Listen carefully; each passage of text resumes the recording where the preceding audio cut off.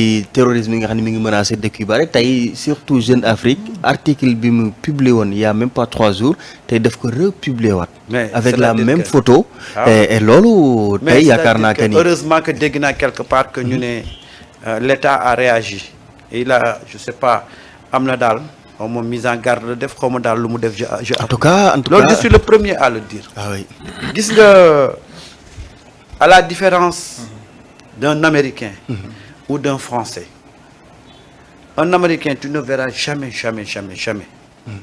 nga gis un étranger bëgg a déstabiliser Amérique di ko jaaree ci un Américain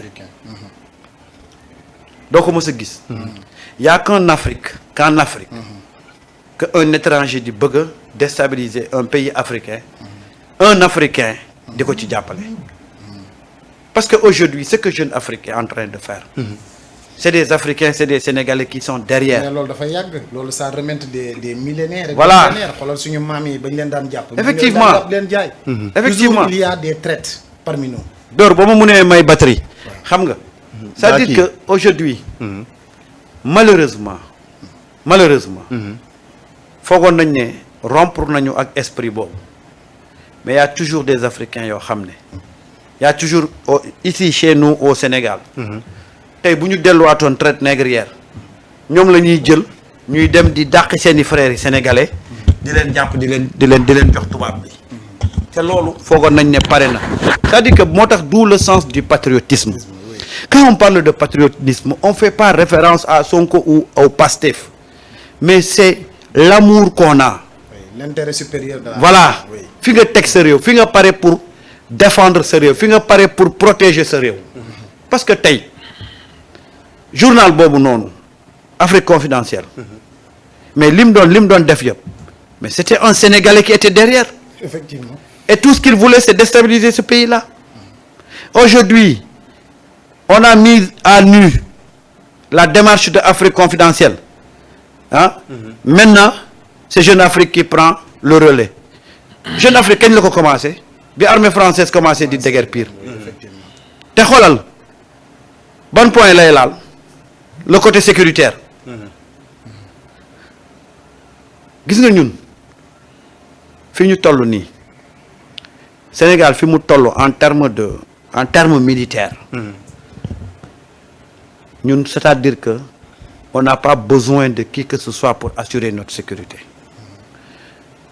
nous avons la meilleure armée de l'Afrique de l'Ouest li koy wane mooy amul benn mission onusienne boo xam ne doo ci gis un Sénégalais wala nga gis ci des troupes sénégalaises. mu jiite ko sax. waaw un Sénégalais moo koy jiite wala nga gis ne les troupes sénégalaises ñooy diriger opération bi. même Mali waaye partout c'est-à-dire que notre expertise militaire n'est plus à démontrer. effectivement te loolu li ngay wax rek lu yàgg la on se rappelle de la guerre du Golfe.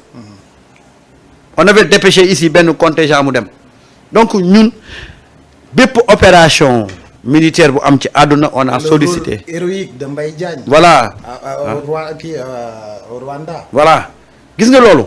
gis nga côté boobu.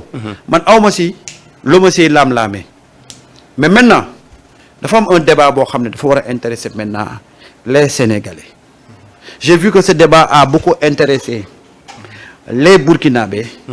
les Maliens.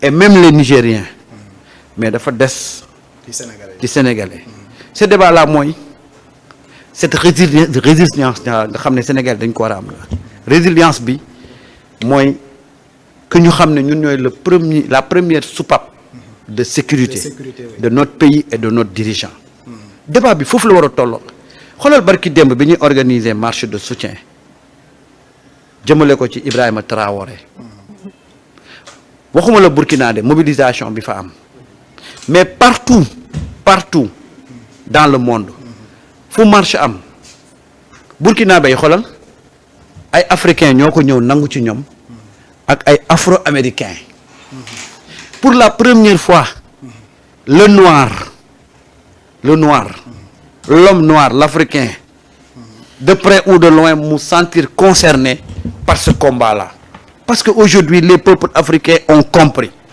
que aujourd'hui toutes ces tentatives de coup d'état là yi ñuy essayer ci Ibrahima Traoré c'est manipulé, c'est orchestré par la puissance étrangère dans le seul but d'accaparer les ressources yi Burkina am.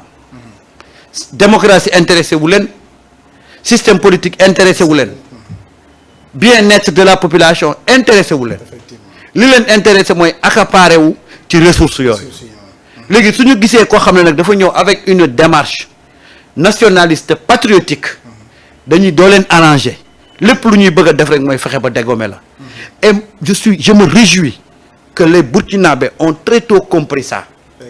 toutes les tentatives yi ñu fa essayé yëpp bu ko Burkinabé di dégg rek dañuy gis ñu ñëw def bouclier tout autour du palais.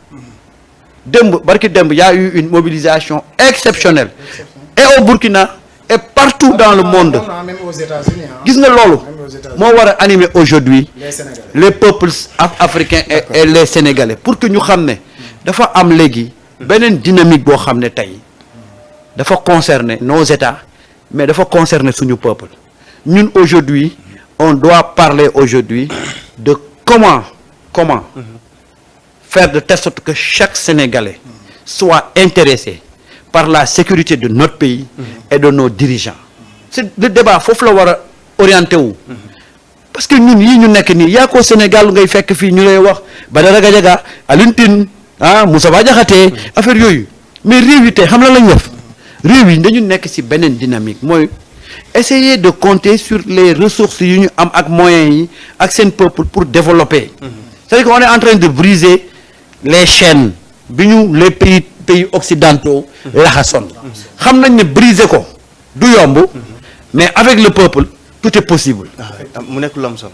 et boobu fu may jeexalee mooy dóor am na vidéo yu ma la envoyé mooy président Bassirou Diomaye Faye je vais m'attarder un peu sur son leadership un leadership qui est en train de grandir parce que ñun it aussi li ñuy ndamoo mooy suñu président. moi j'assimile sama chef d'État bu nekkee extérieur comme sama équipe nationale. Je ne tarie pas d'éloge si lépp loo xam ne dafa def pour grandir notre nation. Tout à l'heure bi mu yegsee ci stade bi wàcc ci oto mais ni ko le président gabonais salué ak soxnaam avec tous les honneurs tu sentais benn marque de respect et de sympathie. C'est-à-dire que ñun waaw standing ovation bi am c'est-à-dire que aujourd'hui dañu war a xam ne ñun suñu dirigeants yi ñu am nii ils sont respectés partout ils sont adulés ñun ñoo fi nekk di layam yi di critiquer fii di xam nga mais yàlla xam na ne quand tu sors oui mais quand tu entends les Africains parler de nos dirigeants mais tu te dis que mais ñun pourquoi ñun on ne peut pas prendre conscience de ñun leadership bi suñu dirigeants yi am fii. Tout à l'heure quand j'ai vu le président arpenter les escaliers là di rejoindre le président gabonais mais j'étais fier. Tout parlait de son leadership tous ses gestes sa démarche sa façon de saluer ki nga xam ne il y a moins d'un an dañ doon wax ne il n'est pas présidentiable tey c'est lui